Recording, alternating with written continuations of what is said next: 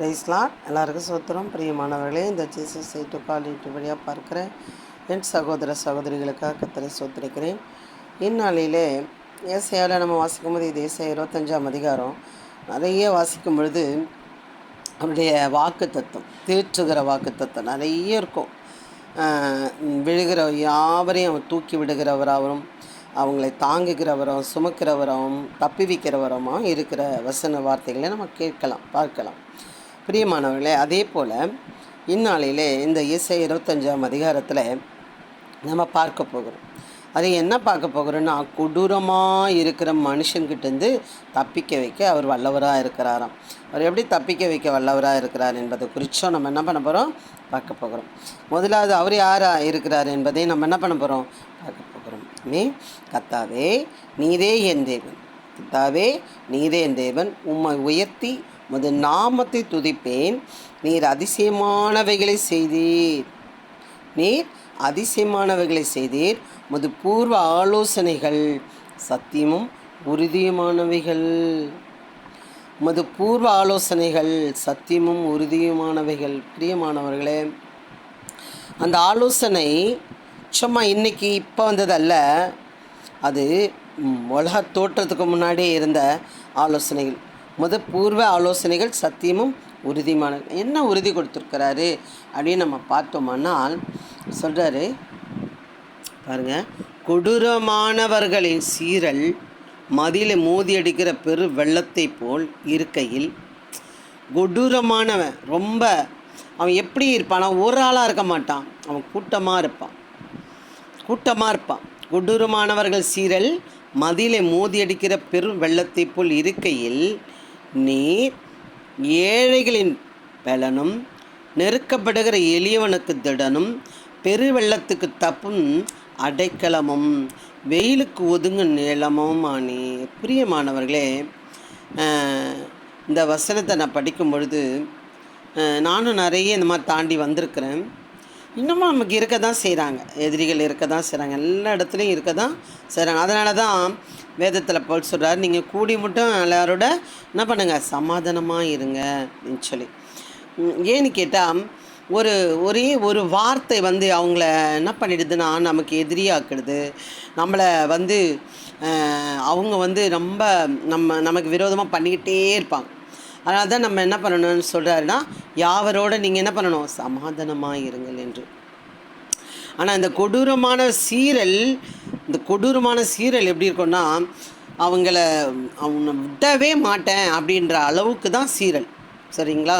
கொடூரமானவன்னா அவன் அதை கொல்லாமல் விட போகிறதில்ல, உன்னை விற்கவே மாட்டேன் அப்படின்ற குணப்படைத்தவன் தான் கொடூரமானவர்.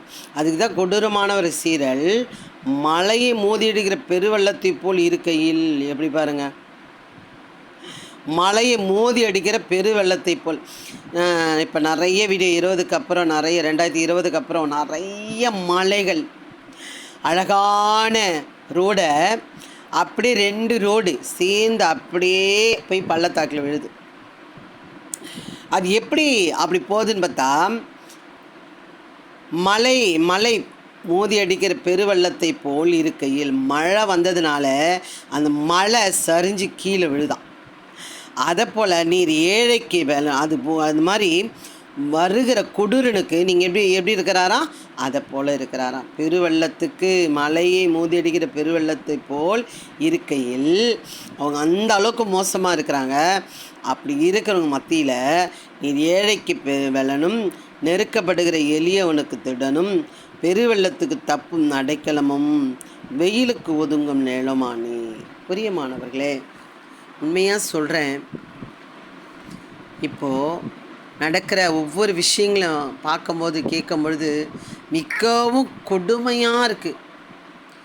வீட்லேயே நடக்குது, சொந்த பந்தத்துலேயும் நடக்குது, கம்பெனியில் நடக்குது, ஆஃபீஸில் பெரிய பெரிய ஸ்தாபனத்தில் நடக்குது, கட்சியில் நடக்குது, கோவில்களில் நடக்கிறது, பள்ளிக்கூடத்தில் நடக்குது, காலேஜில் நடக்குது. என்ன நடக்குது, என்ன ஒன்றுமே புரியல. சின்ன விஷயங்கள் அதை போட்டு எரிய விட்டு அது பெரிய எரிமலையாக வெடிக்கிற அளவுக்கு அங்கே விபத்துக்களும் நாச மோசங்களும் கொலைகளும் கொள்ளைகளும் ஆகிக்கொண்டிருக்கிறது. சரி, ஓகே. இது எதுக்கு நான் எடுத்தேன்னு சொன்ன அந்த வசனம், பிரியமானவர்களே, ஒரு தம்பி வந்து நல்ல ஒரு ஒரு நல்ல டான்ஸ் மாஸ்டர். அவர் நல்ல ஹைட் வெயிட்டு, நல்ல ஸ்பீச்சு, நல்ல அப்படி இருக்கும் பொழுது அவரை வச்சு மற்றவர்கள் பொழைச்சிருக்காங்க. அவரை கெஸ்ட்டாக வர வச்சு அவரை வச்சு மற்றவர்கள் என்ன பண்ணியிருக்காங்க, பொழைச்சிருக்காங்க. அப்போ இவர் ஆண்டவர் தொடுறார், ஆண்டவர் வேர் பிரிக்கிறார், ஆண்டவர் அவரை ஊழியத்துக்கு அழைக்கிறார். அப்படி இருக்கும் பொழுது இவங்க என்ன பண்ணுறாங்க, அந்த டான்ஸுக்கு கூப்பிடுறாங்க. இந்த ஃப்ரெண்ட்ஸுங்க என்ன பண்ணுறாங்க, கூப்பிட்றாங்க. இவர் போக மாட்டேன், நான் வரலன்னு சொல்லி எல்லாருடைய ஃபோனை என்ன பண்ணுறாரு, அன்லாக் பண்ணிவிட்டு சுவிட்ச் ஆஃப் பண்ணிவிட்டு ஒரு ப்ரேயர் பண்ண ஆரம்பிச்சிட்டு. அப்போ அவங்க என்ன பண்ணுறாங்க, நீ வரமாட்ற அப்படின்னு சொல்லி எப்படியோ வந்து என்ன பண்ணுறாங்க, சரி நீ உன்னால் நான் எவ்வளோ பொழைச்சிருக்கேன், வா உனக்கு வந்து கொடுக்க வேண்டியதை நாங்கள் கொஞ்சம் செய்யணும்னு ஆசைப்பட்றோன்னு சொல்லி கூட்டிகிட்டு போயிட்டு ஒரு ரூமில் போட்டு அடைச்சிட்டாங்க. அவர் அடைச்ச உடனே அவருக்கு ஒன்றுமே புரியல. அப்போ முட்டி போட்டார், ஆண்டவரே நான் என்ன செய்வேன்னு எனக்கு தெரியல, இது எந்த இடம்னு கூட எனக்கு தெரியல, என்னை கொண்டு வந்து போட்டாங்களே, நீ எப்படி தப்பிக்க போகிறேன் அப்படி சொல்லி அவர் நினச்சிட்ருக்காராம். அப்போ அதில் ஒருத்தன் சொல்கிறானா, டேய் என்னடா மீசை மேலே தூக்கி வச்சுருக்கேன், உனக்கு இந்த மீசை இருக்கக்கூடாது அப்படின்னு சொல்லி பாருங்கள். அந்த கொடூரமானவனுக்கு என்ன எப்படி பாருங்கள், அந்த மீசையை கூட அவனால் என்ன பண்ணிக்க முடியல, சகிச்சிக்க முடியல, அவ்வளோ கொடூரமாக இருக்கிறான். அவன் என்ன பண்ணுறான், அந்த ஆள் 4-5 பேராக சேர்ந்துன்னு டீமாக சேர்ந்தாங்கன்னா சில இடங்களில் நல்லது செய்வாங்க. சில டீமுங்க என்ன பண்ணுதுன்னா சில பேரை கெடுதல் செய்கிறவர்களாக இருக்கிறார்கள். பிரியமானவர்களே, ஒருவேளை நீங்கள் எந்த கூட்டத்தில் இருக்கீங்க தெரியல, பார்த்து கொள்ளுங்கள், உங்கள் ஆத்துமா விலையேறப்பட்டது. சரி, அப்போ பாருங்கள், மீசையே நீ இப்படி வச்சுருக்க அப்படி சொல்லி இப்போ பாரு இல்லாமல் ஆக்குறேன்னு சொல்லி ஒரு ஆளை வச்சு அதை வெட்டி எடுக்கணும்னு சொல்லி ஒரு ஆளை வர வச்சுருக்காங்க. அவர் வந்தால் இவர் தெரிஞ்சவர் போல், என்ன பண்ணியிருக்காரு, எப்படியோ வேறு வழியில் என்ன பண்ணி காப்பாற்றி விட்டுருக்காரு. அவர் ஓடியாந்துட்டார் வெளியே. அப்புறம் ரொம்ப ஜெபிக்க ஆரம்பித்தாராம். அதுக்கப்புறமா அதிகமாக ஜெபிக்கும் பொழுது அவருக்கு பெரிய பெரிய ஆட்கள் தெரியுது, திறமை இருக்குது, பெரிய பெரிய ஆக்டர்ஸ் எல்லாம் தெரியுது, வந்து போலீஸ் ஆஃபீஸர் எல்லாம் தெரியுது. ஆனாலும் அவங்கள என்ன பண்ண முடியல, அடக்க முடியல. அப்போ இவர் ஜெபிக்கும் பொழுது அந்த இடத்துல அந்த எதிர்த்து பயங்கரமாக கொடூரமாக இருந்தான் பார்த்தீங்களா, அவனுக்கு பெரிய கேன்சர் கட்டி வந்து அவன் முதல் மறித்தானான். ஃபஸ்ட்டு பால் அவன் சொல்கிறார், ஃபஸ்ட்டு விக்கெட் பால் அவுட்டு அப்படின்னு சொல்லி. அப்படி பிரியமானவர்களே, அதை உதாரணத்துக்கு, அதாவது எழுப்பி கலகம் பண்ணி அப்படியே அதை உருவாக்கிக்கிட்டே இருக்கிற ஒரு ஆள் என்ன பண்ணார், ஆண்டவர் அடித்தார். அது போல தான் அதுக்கு தான் கொடூரமானவர்கள் சீரல் மோதி அடிக்கிற பெருவெள்ளத்தை போல் இருக்குதா.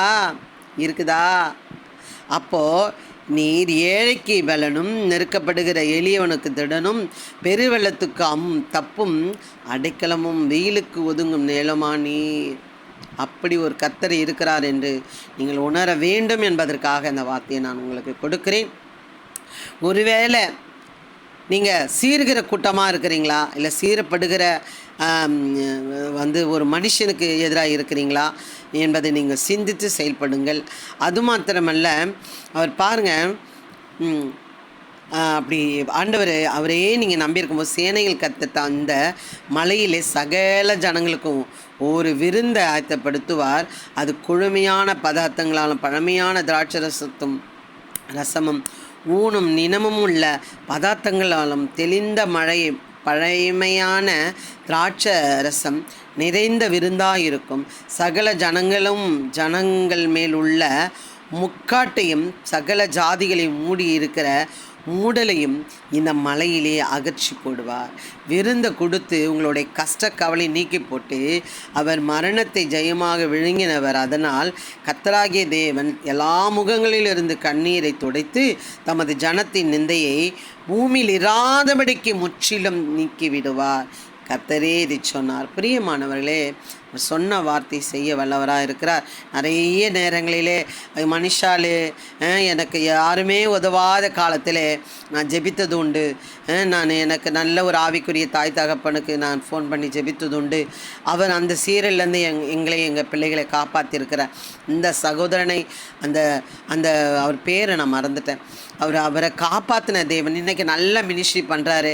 பிள்ளைகள் மனைவியோட நல்ல ஒரு வாழ்க்கை கொடுக்குற அளவுக்கு அவரை ஆண்டவர் ஆசீர்வாதமாக வைத்திருக்கிறார். அநேக பேருக்கு சுவிசேஷத்தை சொல்லி கொண்டிருக்கிறார், பிரசங்கித்து கொண்டிருக்கிறார். அவரை காப்பாற்றின தேவன், என்னை காப்பாற்றின தேவன். இந்த சீருகிற மனுஷனுக்கு முன்னாடி தவித்து கொண்டு இருக்கிற நீங்கள், பெண்களோ ஆண்களோ, ஊழியக்காரனோ ஊழியக்காரியோ, வாலிபனோ சிறுபிள்ளையோ யாராக இருந்தால், கர்த்தரையே நீ நம்பும் பொழுது கர்த்தர் கண்டிப்பாக உங்களுக்கு நிழலாக இருப்பார். உங்களுக்கு எப்படி இருப்பார் தெரியுமா? நிழலாக இருப்பார், பலனாக இருப்பார், திடனாக இருப்பார். அது மாத்திரம் இல்லை, அடைக்கலமாகவும் வல்லவராக இருக்கிறார். ஆமென். அதனால் அடைக்கலமாக இருக்கிற கர்த்தரை நோக்கி கூப்பிடுங்கள். கண்டிப்பாக கர்த்தர் உங்களை விடுவித்து உங்களை உயர்த்த வல்லவராக இருக்கிறார். அதுலேயும் சாதாரண ஒரு ஹோட்டல் அல்ல, மலை மேலே ஒரு விருந்தை கொடுப்பாராம். உங்களுடைய கஷ்ட கவலைகளெல்லாம் அது மேலே போட்டிருக்கிற முக்காடை எடுத்து போடுகிறவராக இருக்கிறார்.